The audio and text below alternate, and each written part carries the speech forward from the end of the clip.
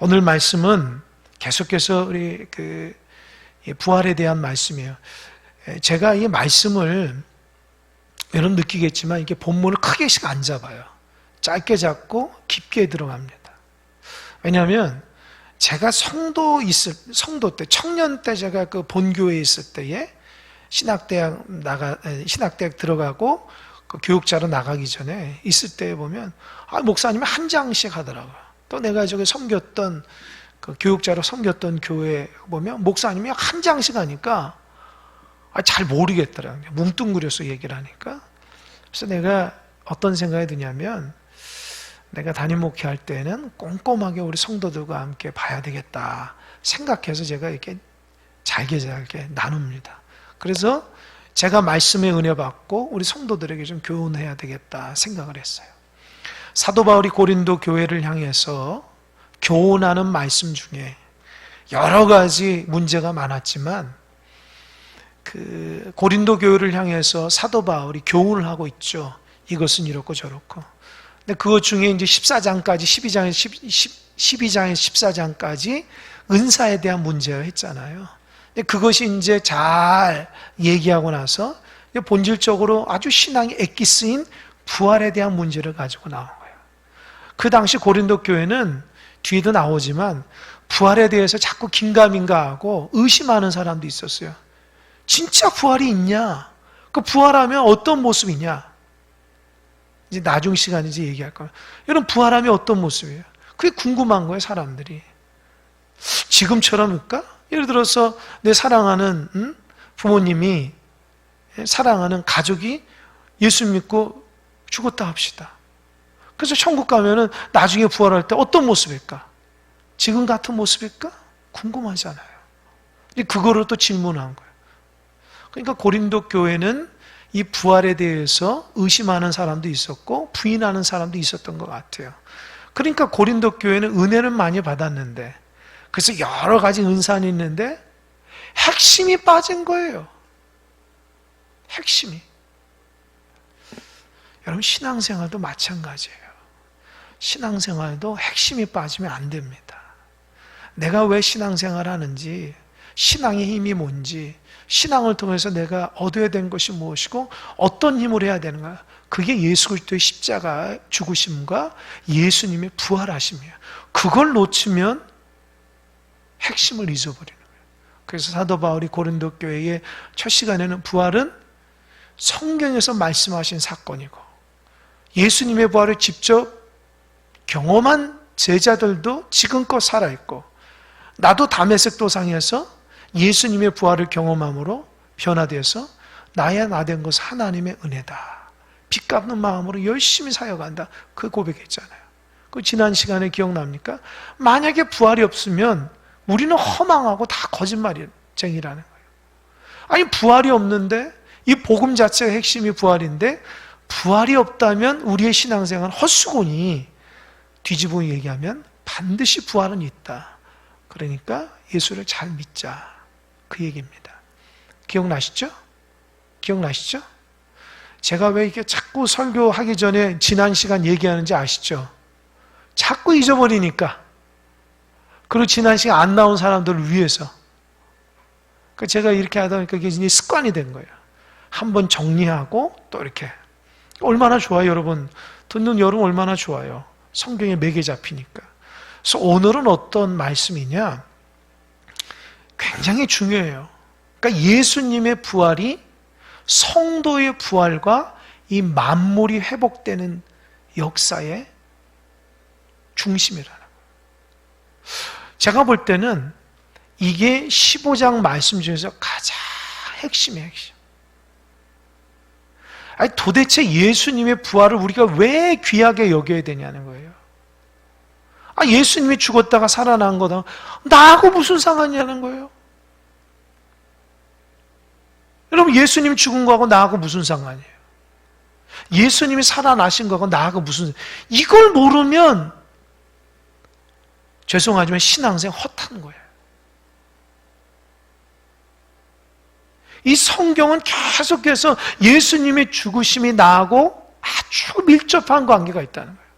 예수님의 부활하심이 나하고 밀접한 관계가 있으니 그 예수님의 죽으심과 부활하심 믿는 자에게는 나에게 놀라운 역사가 일어난, 이게 복음이라는 거예요. 이거 전하기 위해서 수많은 예수의 제자들이 목숨 걸고 복음을 전한 거예요. 왜요? 이 말이 복음 중에 복음이고 비밀 중에 비밀이죠. 그러니까 사단이 사람들에게 이것을 못 듣게 하기 위해서 어떻게 해요? 가진 방법으로 막아버리는 거예요. 예수님의 십자가 사건과 부활 사건을 사람들이 못 듣게끔 예수를 믿는 사람 어떻게 옥에 가두고요, 죽이고요, 어떻게 하든지 복음을 막아버린다고요. 근데 놀라운 것은 그 복음의 능력이 있어서 하나님은 또 그 복음 가운데 역사가 일어난다는 거예요. 여러분, 그 복음 때문에 우리가 이렇게 신앙생활 하는 겁니다. 여러분 한번 곰곰이 생각해 보세요. 왜 이렇게 교회가 많냐는 거예요. 왜 이렇게 성도가 많냐는 거예요. 어느 때 여러분 좀 궁금하지 않아요? 도대체 왜 이렇게 교회들이 많고 왜 이렇게 성도들이 많고 무슨 힘이 있길래 기독교 역사에서 그렇게 핍박과 고난과 어려움이 있는데도 지금까지 꾸준하게 명맥을 이어서 나올까? 그 핵심이 뭘까? 왜 그럽니까? 이 큰사랑교회가 30년 됐잖아요.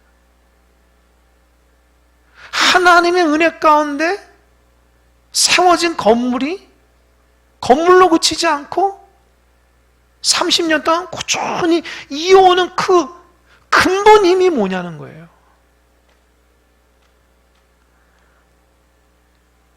여러분의 부모님이 예수님 믿으신 분 있으면 그 부모님 다음에 자녀인 내가 이렇게 신앙의 삶을 살아가는 근본 이유가 뭐냐는 거예요. 이게 예수 그리스도의 죽으심과 부활하심 때문이에요. 이거를 모르면 제가 누누이 얘기하지만 신앙은 교회 다니는 것 같다고요. 거기에서 그친다니까요. 예수님의 부활하심은요, 성도의 부활하고 직접 연결되고 만물이 새롭게 되는 역사하고 직접 연결된다. 저는 이 부분이 사도 바울의 놀라운 영적인 통찰이에요. 물론 예수님이 다 말씀하셨지만 그 말씀을 직접적으로 마음판에 새겨가지고 자기 안에 소화해서 다시금 복음으로 전한다는 것은 또 다른 문제예요. 여러분, 누가 좋은 말을 할 때 그것을 내 것으로 들어서 잘 소화해서 남에게 전달하면요, 그 얼마나 힘인지 몰라요. 그러니까 사도 바울은 예수님의 복음의 메시지를 마음속에 새겨서 이 십자가의 죽으심과 부활하심에 대한 그 비밀을 알고 전 세계에 3번 전도 여행을 통해서 수많은 교회를 세웠고 수많은 사람들의 복음을 전한 거예요. 달리 얘기하자면 예수님의 죽으심과 부활하심 때문에 사도 바울 인생을 다 바쳤다는 거예요. 그래서 그 복음의 역사가 이 한국까지 오고 이 광주의 큰사랑교회까지 세워진 역사가 뭐냐? 이 복음의 힘이라는, 복음이 뭡니까? 예수님의 죽으심과 부활하심이라. 그러니까 예수님의 죽으심은 나의 죽으심이고 예수님의 부활하심은 나의 부활이고 예수님의 부활하실 때에 만물이 새롭게 되는 역사가 일어난다는 거예요. 이게 오늘 본문의 핵심이에요. 그럼 한 절 한 절 보겠습니다. 20절. 그러나 이제 그리스도께서 죽은 자 가운데서 다시 살아나사 잠자는 자들의 첫 열매가 되셨도다. 예수님이 죽었다가 3일 만에 다시 살아났는데 잠자는 자들의 첫 열매. 여러분, 잠자는 자들이 뭡니까? 여기서 잠잔다는 죽는 거예요. 그러니까 일반 예수를 믿지 않는 사람은 죽은 것을 의미하지만 예수를 믿는 사람은 잠잔다. 죽지 않아요. 여러분 자면은 깨어날 시간이 있겠죠? 그죠? 그러니까 예수 믿고 죽으면 완전한 죽음이 아니라는 거예요. 그냥 잠자고 있는 거예요. 주님의 재림 때에 우리가 다시 일어난다는 거죠. 그러니까 잠자는 사람들, 죽은 사람들의 첫 열매, 처음으로 살아나시는 부활하심이라는 거예요. 그러니까 예수님이 딱 부활하심으로 인해서 그 뒤로부터 예수를 믿는 사람이 다 부활한다는 거예요. 할렐루야. 이거라는 거예요. 예수님이 부활의 첫 열매가 되었기 때문에 내가 예수를 믿는 사람이라면 우리도 동일하게 죽었다가 예수님 그 뒤를 따라서 부활한다. 그 믿음으로. 21절. 사망이 한 사람으로 말미암았으니 죽은 자의 부활도 한 사람 말미암는다. 하나님께서 세상을 창조하실 때에 아담과 하와를 하나님 만드셨잖아요. 에덴 동산에서 참 너무 복되고 자유롭게 살다가 그들이 말씀에 불순종하죠. 불순종하니까 뭐가 들어와요? 불순종에 죄가 들어오니까 결국에는 죽음이라는 게 들어온 거예요. 그러니까 죄의 결과는 죽음이잖아요. 죄의 싹은 사망이라잖아요. 그죠? 그러니까 하나님과의 온전한 관계에 있어서는 원래 하나님이 세상을 만드셨을 때에 죄라는 게 없었어요. 그러니까 죄가 없으니까 죽음도 없죠. 근데 아담과 하와가 사단의 꾀임에 의해서 하나님 말씀을 불순종으로 죄가 들어간 거예요. 죄랑 하나님의 말씀을 어기는 거거든요. 죄의 결과가 죽음입니다. 쫓겨났잖아요. 그래서 인생들이 죽을 수밖에 없는 거예요. 그래서 아담 후손인 우리들은 그 첫사람 아담 때문에 우리도 한정된 삶을 살 수밖에 없고 죄 가운데 태어나는 수밖에 없는 거예요. 소망이 없는 거예요. 죄를 짓고 죄 가운데 태어나서 죄를 짓다가 죽을 수밖에 없는 인생인데 하나님 그거 보시고 어떻게 해요? 죄와 죽음을 끊어버리는 역사가 있죠. 그게 뭐예요? 예수 그리스도를 이 땅에 보내주신 거예요. 그래서 예수님이 나를 위해서 십자가 달려 돌아가심으로 해서 나의 모든 죄를 다 가져가신 거예요. 그래서 예수님 믿는 사람은 예수님이 십자가에 돌아가셨을 때 나도 내 죄가 죽은 거야. 사도 바울이 정과 욕심이 다 죽었다. 그리고 예수님이 부활하심으로 인해서 내가 죄로 인해서 죽을 수밖에 없는 인생인데 예수님이 부활하심으로써 나에게 영생의 축복이 주어졌다는 거예요. 여러분 이것처럼 놀라운 게 없어요. 이게 복음이라고요. 이것 때문에 수많은 교회가 세워지고요. 이것 때문에 수많은 믿는 사람이 순교의 반열에 쓴 거예요. 그러니까 여러분이 이 말씀의 복음의 가치를 모르면 신앙생활 아무리 수년 동안 해도 그 가치를 잊어버리는 거예요. 왜 사람들이 예수님에서 순교했는지 아마 여러분들 마음속에 아니 예수 믿으면서 왜 순교하지? 그렇게 생각하신 분이 있을지 몰라요. 이것 때문이에요. 그 죽어도 내가 예수님 안에서 부활한다는 소망이 있기 때문에 죽음을 두려워하지 않은 거예요. 그 원리가 있는 거예요. 모든 사람들이 다 죽음에 대한 두려움이 있지만 예수 믿고 살아가는 자에게는 부활에 대한 소망이 있기 때문에 죽음이 더 이상 두려운 게 아니라고요. 그래서 예수님이 둘째 아담으로 나온 거예요. 그 로마서 5장의 말씀. 그래서 로마서 5장은 대표와 연합의 원리입니다. 첫사람 아담에 의해서 죄를 지어서 그 뒤를 따르는 모든 인류가 다 죄와 죽을 수밖에 없어요. 그러나 중간에 둘째 아담 누구요?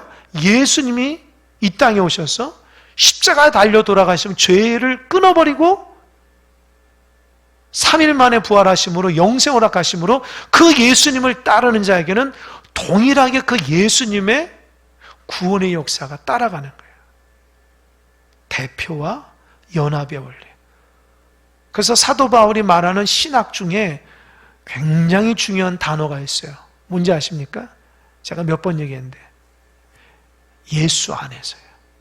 예수 안에서라는 말이 사도 바울이 말한 말 중에 가장 많이 사용돼요. 사도 바울이 쓴 서신을 보면요, 예수 안에, 주 안에서라는 말이 엄청나게 많이 쓰여요. 왜요? 그 의미를 한 거예요. 주 안에서 죄의 문제 해결됐고, 주 안에서 영생의 축복을 받은 거예요. 그리고 주 안에서 내가 오늘도 살아가는 것이고, 주님이 내 삶의 주인이기 때문에 주 안에서라는 말이 그렇게 위대한 의미를 담고 있습니다. 여러분들 주 안에서 살아가는 여러분 되시기 바랍니다. 아멘. 주 안에서 살아가면 사탄이 못 건드려요. 그 어떤 것이 우리를 넘어뜨릴 수 없어요. 주님이 나를 지키시니까. 이 비밀입니다. 그래서 21절 아까 전에 사망이 한 사람으로 말미암았으니 죽은 자의 부활도 한 사람으로 말미암는도다. 22절 아담 안에서 모든 사람이 죽은 것 같이 그리스도 안에서 모든 사람이 무엇을 얻으라고요? 삶, 생명을 얻은 거예요. 아담을 따라가면 첫사람 아담은 죽음이지만 둘째 아담인 예수 그리스도를 따라가면 생명을 얻는다는 거예요. 생명. 우리가 그 뉴스에서 보면 그런 게 있잖아요. 가끔씩 어떤 유전자를 발견했는데 그 장수 유전자다. 그래서 그 유전자를 발견해가지고 신약을 개발해가지고 우리가 지금보다도 더 몸에 있는 그 암이라든지 몸에 있는 모든 병원체를 다 이어가지고 오래오래 살 수 있는 길이 열렸다. 그런 뉴스가 나오잖아요. 그러니까 막 발칵 뒤집히잖아요. 야, 이제 우리 오래 사는구나. 여러분 예수 믿는 사람들은요 웃고 넘어가는 거예요. 왜요? 예수 믿으면 영원하거든요. 할렐루야. 근데 그걸 모르니까, 내가 예수 믿는 그 가치를 모르니까 그냥 교회 다닌다고 생각하는 거예요. 그걸 알고 예배하고 기도하고 직분 맡아서 사용하는 것이 얼마나 위대한지 몰라요. 그걸 모르고 교회를 다니고 그걸 모르고 예배하고 그걸 모르고 직분을 맡으니까 귀함을 모르는 거예요. 그 예수 그리스도의 그 놀라운 진리의 그 비밀을 모르니까 우리가 예배하고 기도하고 섬기는 신앙 안에서 이 신앙생활이 얼마나 위대한지 모르니까 때로 방황하게 되고 세상의 가치관하고 너무 고리타분하게 느껴진다는 거예요. 그러니까 여러분 복음을 깨닫는 것은 제가 볼 때는 하나님의 특별한 은혜예요. 여러분들이 그 예수님이 나를 위해서 죽으시고 부활하신 것이 어마어마한 기적이고 기적 중의 기적이라는 걸 깨닫게 되는 것이 은혜라는 거예요. 아무리 생각해봐도 그걸 깨닫는 건 은혜고 그걸 알고 신앙생활하는 것은 하나님이 나에게 주시는 가장 큰 선물 중에 선물이에요. 그래서 하나님이 우리에게 주신 선물은 신앙생활 잘하는 거예요. 할렐루야. 꼭 기억하세요.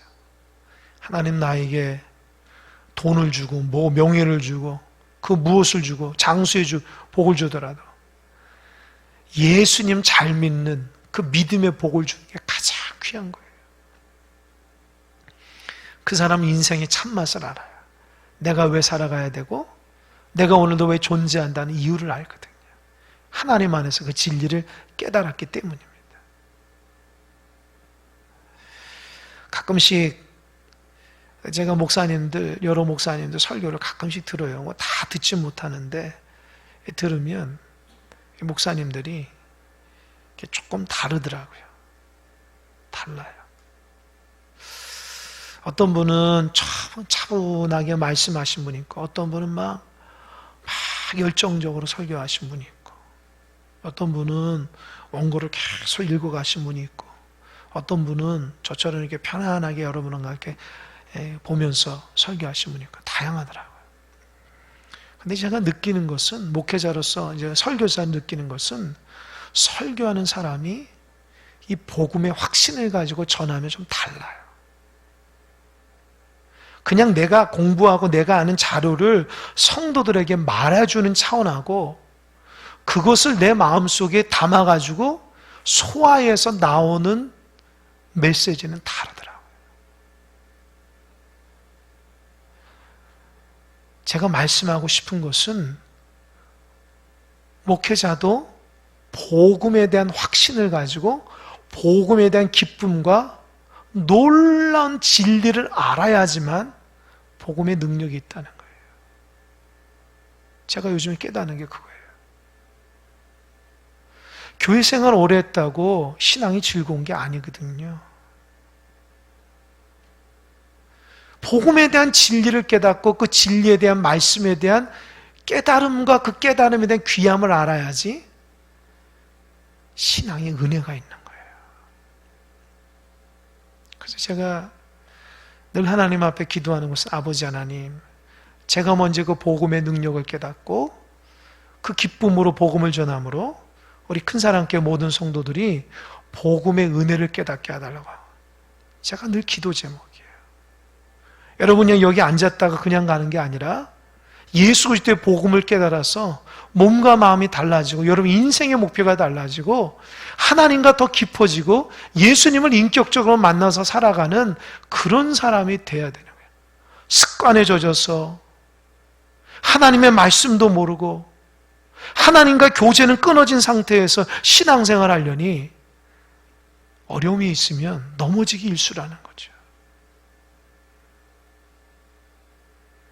사도 바울이 지금 그 얘기하는 거예요. 우리가 갖고 있는 예수님의 죽으심과 부활이 얼마나 귀한 줄 아냐. 그 얘기하는 거예요. 23절. 그러나 각각 자기 차례대로 되니니 먼저는 첫 열매인 그리스도요. 다음에는 그가 강림하실 때에 그리스도에 속한 자요. 그게 누구예요? 신앙이네. 예수 믿는 자. 그러니까 예수님이 부활하면 그 뒤에 따라서 우리도 부활하는데 언제요? 강림하실 때. 예수님이 재림하실 때. 그러니까 예수님이 다시 재림하실 때에 예수 믿다가 죽은 자들은 지금 잠자는 거라고요. 잠자는 거예요. 우리 돌아가시면 어떻게 해요? 무덤에 이렇게 매장을 하거나 화장하고 그러잖아요. 하여튼 잠자는 거예요. 잠자다가 예수님이 이 땅에 재림할 때에 잠자는 자들이 하나님 앞에서 부활하는 거예요. 이게 사도 바울이 말하는 메시지입니다. 그리고 더 중요한 게 24절. 24절 다 같이 시작. 그 후에는 마지막이니 그가 모든 통치와 모든 권세와 능력을 멸하시고 나라를 아버지 하나님께 바칠 때라. 그 자막 보세요. 그 후에는 마지막 종말이니 그가 모든 통치와 모든 권세와 능력을 멸한다. 그가 누구예요? 예수님이. 예수님이 모든 통치, 모든 권세의 능력, 그게 뭘까요? 이 땅의 사단의 권세예요. 공중잡은 자. 이 땅의 모든 사단을 예수 그리스도가 물리친다는 거예요. 마지막에. 그리고 나서 나라를 아버지 하나님께 어떻게 해요? 바친다. 예수님이 부활한 이유가 뭐예요? 예수님이 나 구원하기 위해, 나 영생 주시기 위해 예수님 부활하고, 또 한 가지는 이 땅의 모든 사단, 그래서 이 땅을 어둡게 만들고 고통스럽게 만들고 죄 가운데 죽음으로 점철돼서 인생이 고통스럽게 만든 모든 사단을 다 멸하고, 그리고 이 땅을 원래 하나님 아버지가 만들었던 아름다운 그 땅으로 회복돼서 아버지 하나님께 올려드린다는 거예요. 이 모든 일은 어디서부터 시작하냐? 예수 그리스도의 부활로 시작된다고요. 할렐루야. 그러니까 예수 그리스도의 부활은 만물이 회복되는 핵심 중의 핵심이에요. 예수님의 부활 때문에 내가 회복되는 거예요. 이 모든 만물이 회복되는 거예요. 그런데 이걸 모르고 신앙생활하면 세상적 관점으로 세상을 보는 거예요. 아, 인생이 뭘까? 이 성경적 관점으로 보면 만물이 어떻게 돼야 되는지, 누구 때문에 회복돼야 되는지 분명하게 고린도 교인들은 이 부활을 잊어버리면 안 돼. 이 부활이 예수님이 부활한 것이 나의 부활이고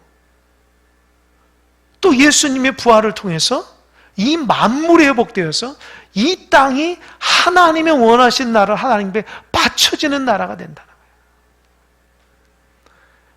여러분, 이거를 알고 신앙생활하는 사도 바울과 그거를 모르고 방황하며 살아가는 고린도 교회의 신앙의 모습이 어떨까요? 완전히 달라요. 사도 바울은 고난 가운데 이겨낼 수 있어요. 왜요? 부활에 대한 참된 의미를 알거든요. 고린도 교회는 넘어진다고. 왜요? 그걸 모르거든요. 신앙이 무슨 은사 받고 나 능력 많고 남보다 더 이런 것만 생각하잖아요. 나 방언할 줄 알고 나 예언할 줄 알고 여기에만 머물러 있다고요. 근데 예수 그리스도의 부활이 나의 부활이고 만물이 회복된다고 하는 마지막까지 다 슬라이드로 다 보는 거예요. 마지막까지. 그러니까 어떻게 해요? 사도 바울은 어마어마하게 먼 미래까지 망원경을 가지고 다 알기 때문에, 지금 돌아가는 세상의 원리를 알기 때문에 세상에 넘어지지 않죠. 이해되시죠? 여러분, 세상이 어떻게 돌아가는지 성경으로 알면 넘어지지 않아요. 마음 뺏기지 않는다. 하나님 나를 왜 만드셨고 앞으로 세상이 어떻게 다가가고 어떻게 됐고 만물이 어떻게 될지는 성경을 통해서 알면 걱정 두려움 없어요. 왜요? 하나님 원하신데 세상을 이끌어가니까 우리는 거기에 맞춰서 살면 되는 거예요. 그럼 마지막에 예수 그리스도의 재림 때에 우리가 부활해서 만물이 회복됨으로 하나님 앞에 바쳐진다는 거예요. 여러분, 이 진리는 자꾸 사단이 우리를 못 듣게 해요. 가리운다고요. 그래서 이걸 모르고 신앙생활하면은 그냥 말씀 좋아하는 몇 구절, 내가 좋아하는 어디, 그 정도밖에 안 된다고요. 나의 관점이 달라져요. 나의 생각이 달라지고 나의 언어가 달라져요. 마음 자세가 달라져요. 예수 그리스도의 부활을 통해서 내가 완전히 변화된다는 거예요. 어려운 말로 혁명이 일어나는 거예요. 내 삶에 의식의 혁명이 일어나는 거예요. 완전히 달라요.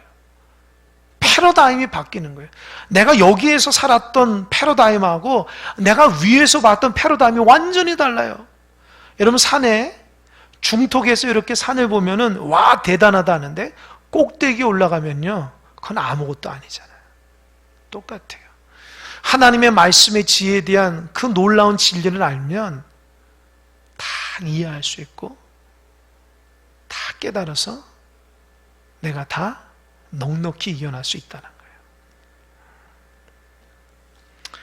그리고 25절, 그가 모든 원수를 그 발 아래에 둘 때까지 반드시 왕노를 하시니, 아까 말한 것처럼 모든 원수를 다 멸한다는 거예요. 여러분, 지금도 사단은요, 베드로전서 보면 우는 사자같이 우리를 물고 뚫으려고 기회만 노리고 있어요. 근데 우리는 그거 몰라요. 사단이 우리를 넘어뜨리려 하는 거 알면서도 그 사단이 아닌지 모른다고요. 여러분, 영적으로 전신갑주를 입으시기 바랍니다. 에베소서 보면 영적으로 전신갑주 입어야 돼요. 사단이 나를 물고 뜯는다고요. 물고 뜯으면 어떻게 해요? 아프잖아요. 넘어지잖아요. 하나님의 영적인 전신갑주라면 다 물리칠 수 있다는 거예요. 할렐루야? 제가 어렸을 때 초등학교 3학년 때 집에 가려고 하는데 밑에 있는 개가 미쳐가지고 막 돌아다니다가 내 그냥 허벅지 확 물었어요.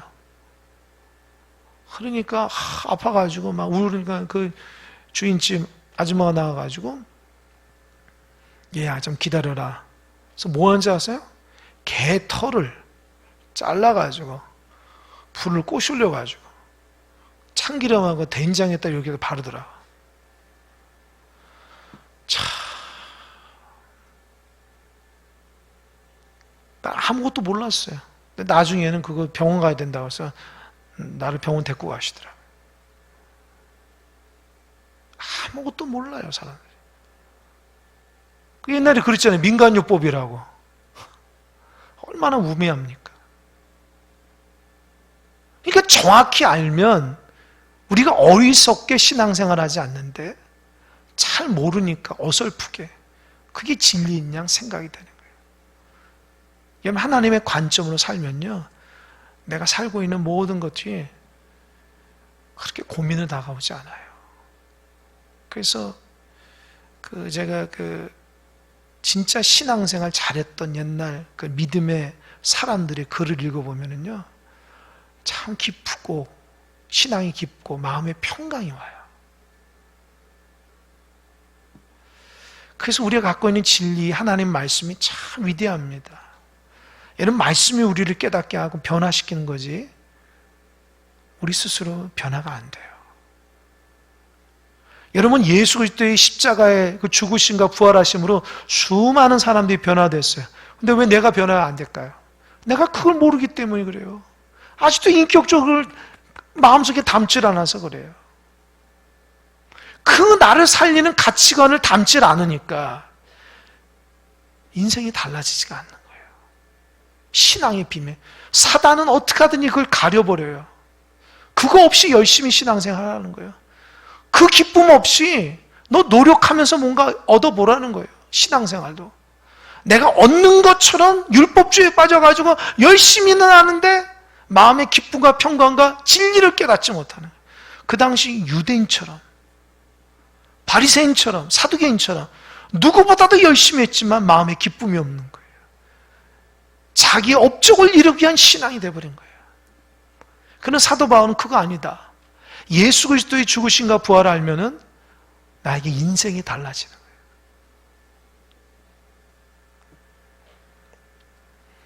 26절, 맨 나중에 멸망받을 원수는 사망이니라. 여러분, 맨 나중에 멸망받을 원수, 사망.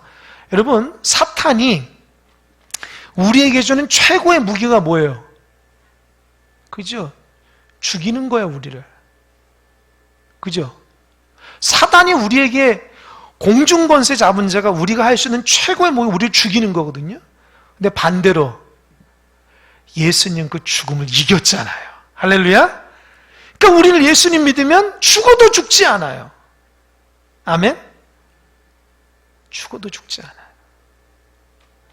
그러니까 에스더가 죽으면 죽으리라 죽지 않잖아요. 여러분, 죽으면 죽으리라는 믿음으로 예수님 믿으면 안 죽습니다. 자꾸 살려고 하고 요리 피하고 저리 피하려고 하니까 그러다 죽는 거예요. 진짜 예수님의 복음의 말씀대로 온전하게 순종하고 살면 안 죽어요. 안 죽는다. 그 사망을 이겨버리는 거예요. 27절, 만물을 그의 발 아래에 두셨다 하셨으니 만물을 아래에 둔다 말씀하실 때에 만물을 그의 아래에 두신 이가 그 중에 들지 아니한 분인 것이 분명한. 이게 뭐냐면 만물을, 그의 발이 누구냐면 그의 발이 하나님이라. 하나님이 만물을 발로 탁 밟고 있는데 28절 다 같이 시작. 만물을 그에게 복종하게 하실 때에는 아들 자신도 그때의 만물을 자기에게 복종하신 이에게 복종하게 되느니 이는 하나님이 만유의 주로서 만유 안에 계시려 하심이라. 이게 무슨, 보세요. 28절 자막 보세요. 좀 어렵진 않아요? 만물을 그에게 복종하게 하실 때, 모든 만물이 하나님 앞에 드려진다고 했잖아요. 아들 자신도 그때 예수도 그때의 만물을 자기에게 복종하신 그 하나님에게 복종한다는 거예요. 이는 하나님이 왜요? 만유의 주인이기 때문에요. 만유 안에 계시기 때문에. 잘 보세요. 이게 아까 말한 것처럼 예수님이 부활하심으로 인해서 어떻게 된다 그랬어요? 내가 부활하게 되고, 예수님이 부활함으로 인해서 이 땅의 죄와 죽음을 관장하는 모든 사단을 다 멸하고, 이 땅에 원래 하나님이 만드셨던 심히 보시기에 좋은 그 모습으로 하나님 앞에 드려지는데, 그 하나님은 이 만물의 주관자라는 거예요. 그때 예수님도 하나님의 뜻에서 부활하심으로 그 부활하심이 우리 가운데 내려지고 우리가 회복되면 만물까지 회복되니까 사도 바울은 우리가 하나님 안에 있고 우리가 주님 안에 있고, 이 말이 어마어마한 말이에요. 하나님이 만유의 주가 된다는 거예요. 하나님이 만유의 주인 된다. 그러니까 우리는 만유의 주인 대신 하나님의 자녀라는 거예요. 아멘? 이게 느껴지지 않으면 사단은 계속 여러분 공격합니다. 너 신앙생활도 소용없어. 너 말씀도 모르지. 기도도 안 하지. 자꾸 정죄하는 거예요. 나라는 존재가 하나님의 자녀라는 거 잊어버리고, 하나님 나를 벌하고 하나님 나를 어떻게 합니까? 나를 혼내주는 그런 무서운 하나님으로는 생각하는 거예요. 그런 마음을 가지고 하나님 앞에 올바르게 나갈 수가 없어요. 그때는 어떻게 해요? 나는 하나님의 자녀야. 선포해야 돼요. 예수님이 죽으심으로 나의 죄가 죽고 예수님이 살아나시면 나의 죽음이 해결됐어. 자꾸 여러분 사단한테 선포해야 돼요. 나라는 존재는 하나님 안에 있고 예수님 안에 있어서 복된 자야. 세상의 가치관으로 나를 보지 말고 하나님의 가치로 나를 보면은 얼마나 귀한 존재인지 몰라요. 독생자 아들 예수 그리스도하고 내 생명 바꿔치기 했잖아요. 그런데 우리는 그렇게 초라하게 생각하십니까? 하나님이 여러분 초라하게 생각하는 거 제일 싫어해요. 왕의 자녀들이 왜 거지의 자녀들처럼 생활하냐고요. 너는 왕족이라고, 왕족. 그럼 왕의 자녀답게 살아야 되는데, 왕의 자녀들, 우리의 삶은 세상에서 왕 다 잊어버린 거예요. 혈통이 왕인데 그 세상 흐름 따라서 거지와 같이 살면 안 되는 거죠. 이게 어떻게 해요? 복음으로 깨닫고 살아가는데 이걸 자꾸 놓치니까 평생 신앙생활에도, 여러분 혹시 마음에 쫓기시는 분 있어요? 은혜가 안 되고? 그 사단이 여러분을 이렇게 건드는 거예요. 신앙은 기쁨이고 감사한데 뭘 쫓기고 뭘 두렵고 뭘 힘들고 그럽니까? 내가 하나님 아버지, 하나님 안에 있고 예수님이 내 안에 있으면 나의 죄와 죽음의 문제 해결된 사람인데, 왜 해결됐는데 또 죄의 문제 때문에 힘들어하고 또 죽음의 문제 때문에 힘들어하면 너무 안타깝잖아요. 그래서 사도 바울이 그러지 말라고 복음을 전한 거고, 하나님이 저와 같은 주의 종을 세웠어요. 여러분에게, 여러분은 굉장한 사람입니다. 하나님의 존귀한 자녀입니다. 계속 알려주는 거예요. 사단이 여러분을 자꾸 가리니까 그걸 물리치고 나는 존귀한 자냐고, 하나님은 거룩한 자냐고. 그래서 이 땅 가운데 기쁨과 감사로 살아가는 하나님의 백성답게 살아가라고 지금도 하나님의 종들을 통해서 하나님의 복음의 메시지가 전달되고 있는 거예요. 이걸 잡으셔야 됩니다. 이걸 놓치면 큰일 납니다. 이걸 놓치면 마지막 하나님 앞에 갔을 때에 죄송하지만 부끄러움 당해요. 왜요? 핵심을 다 잊어버리고 신앙생활을 할 거거든요. 그러니까 나중에 너 뭐하고 왔냐? 하나님, 나 큰 사람께서 몇 년 동안 목회하고 왔습니다. 내가 그거 바라냐? 내가 그거 원하냐? 이해되셨습니까? 주님, 내가 언제 예수를 믿었는데 그때부터 예수님과 함께 기쁨으로 살았습니다. 아멘? 구원의 감격으로 살았습니다. 하나님이 이걸 듣기 원하는 거예요. 하나님, 내가 무슨 직분 맡았습니다. 무슨 교회를 하고 뭘 했습니다. 하나님 그거 신경도 안 써요. 예수 그리스도를 믿고 내 삶이 달라지고 거듭나서 기쁨과 감사로 살아, 그거 증명해내야 돼요. 하나님 앞에. 우리는 그거 증명하게 살아가는 거예요. 내 부모님이 어떻고 내 자녀가 어떻고 아무 상관없어요. 구원은 나와 하나님과의 관계죠. 내가 예수님 인격적으로 모시고 그분과 함께 믿음의 길을 걸어가고 내 삶이 달라진다면 하나님 앞에 떳떳한 거예요. 기다려지는 거예요. 여러분, 이걸 놓치면 안 됩니다. 저도 놓치면 안 되고 여러분도 놓치면, 그거 놓쳤다가는 평생 수고롭게 일하다가 마지막에 아이고 큰일 났구나. 내가 왜 헛미덕 이렇게 돼버릴 수 있어요. 그래서 오늘 본문의 말씀이 우리에게 큰 깨달음을 줍니다. 꼭 예수님의 자녀로 살아가는 여러분 되시길 바랍니다. 아멘. 기도하겠습니다.